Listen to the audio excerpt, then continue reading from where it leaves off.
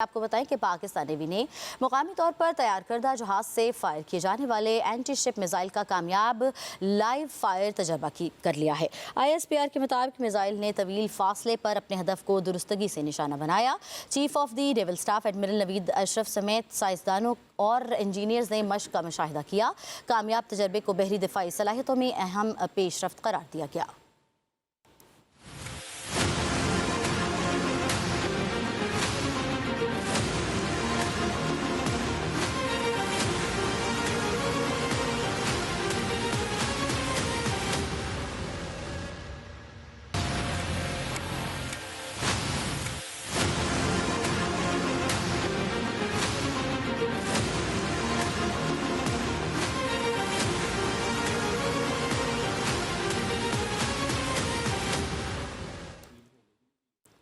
اسی پر مزید بات کر لیتے ہیں۔ بیورو چیف اسلام آباد فیصل صاحی نے ہمیں جوائن کیا ہے۔ فیصل، آگاہ کیجیے گا اس حوالے سے۔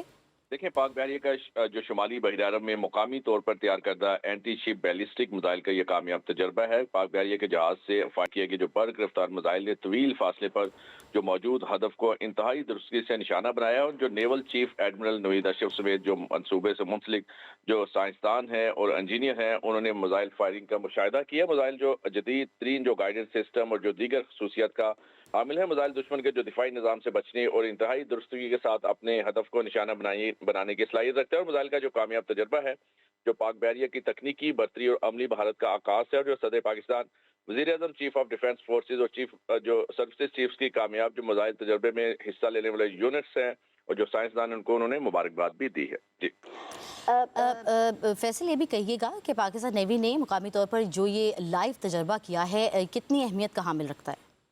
یقینی طور پر یہ میزائل جدید جو گائیڈنس سسٹم سے لیس ہے، اور پاک بحریہ کی جو جنگی صلاحیت ہے اس میں مزید اضافہ ہوا ہے۔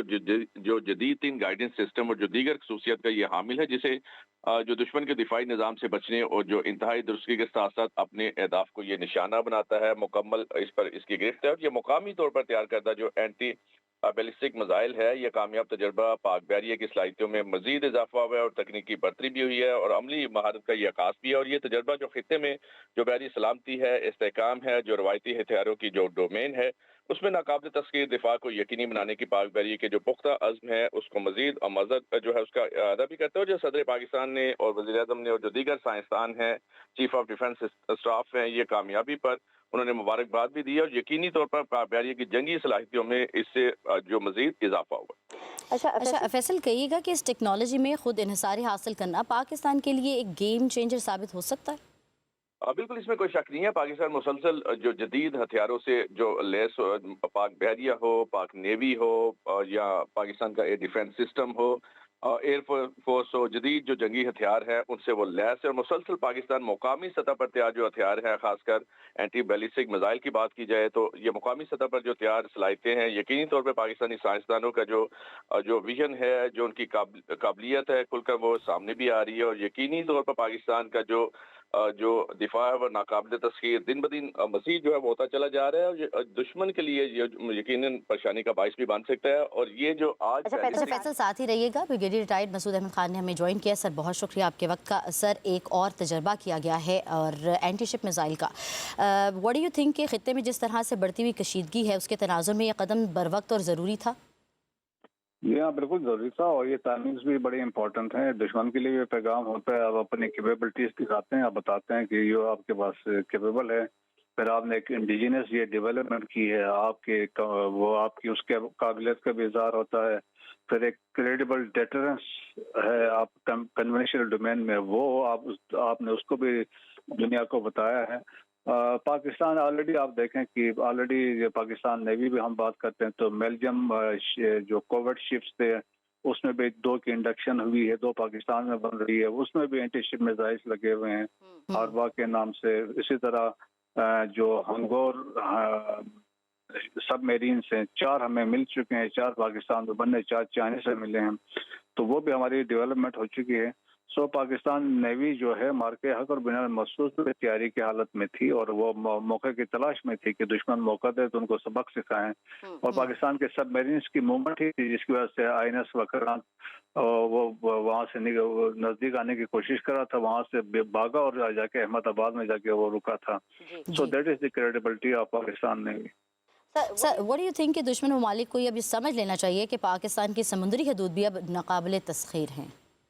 जी हाँ, देखिए दुश्मन को तो सब पता है कि हम तो इसीलिए कह रहे हैं ना, मार्के हक 1 में वी फिजिकली डिफीटेड इंडिया, और हमने आपकी एयर फोर्स ने काम किया, आपके ग्राउंड फोर्सेस ने काम किया, आपके मिसाइल चले, आपके लीडरशिप ने मेनली काम किया, डिसीजन मेकिंग जबरदस्त थी पॉलिटिकल मिलिट्री लीडरशिप ने। और जो अभी हमने बातचीत करवाई इस्लामाबाद में तो ये मार्के हक 2 था। Then again we defeated India with all कोई काइनेटिक एक्शन के बगैर। सो पाकिस्तान हर फील्ड में इंडिया को दुश्मनों को शिकस्त दे रहा है, चाहे वो डिप्लोमेसी हो, चाहे वो जंग हो, या आपके नेवल फोर्सेस हो, जो आज इन्होंने डिमॉन्स्ट्रेट किया अपनी कैपेबिलिटी। तो सर ये कहना दुरुस्त होगा ना कि मिसाइल टेस्ट खित्ते में ताकत के तवाज़ुन को बदलने में वाज़ेह कोशिश है, अब कोई मैली आंख से दोबारा ना देख सके, हम वी आर फुली इक्विप्ड। जी हाँ, बिल्कुल मैसेज वाज़ेह है and it is to India कि अगर ये नहीं कि हम इधर से कोई गाफिल है अपने सरहदों से, अपनी समंदरी हुदूद से, और लेकिन उनको वाज़ेह मैसेज है कि हमारी ये कैपेबिलिटीज है, लगातार हम इसमें बेहतरी और इसमें इम्प्रूवमेंट हम करते जा रहे हैं। सो मेरे ख्याल में इंडिया तो अभी तो 100 दफ़ा सोचेगा, एक दफ़ा सबकी ह्यूमिलिएशन हुई है तो आगे वो उनके बस की बात नहीं है कि आप पाकिस्तान से टकरे। ठीक है जी, बहुत शुक्रिया। फैसल शाही ब्यूरो चीफ इस्लामाबाद हमारे साथ मौजूद थे और दिफाई तज्ज़ियाकार मसूद अहमद खान हमारे साथ मौजूद थे। आपका पॉइंट ऑफ व्यू आया, बहुत शुक्रिया।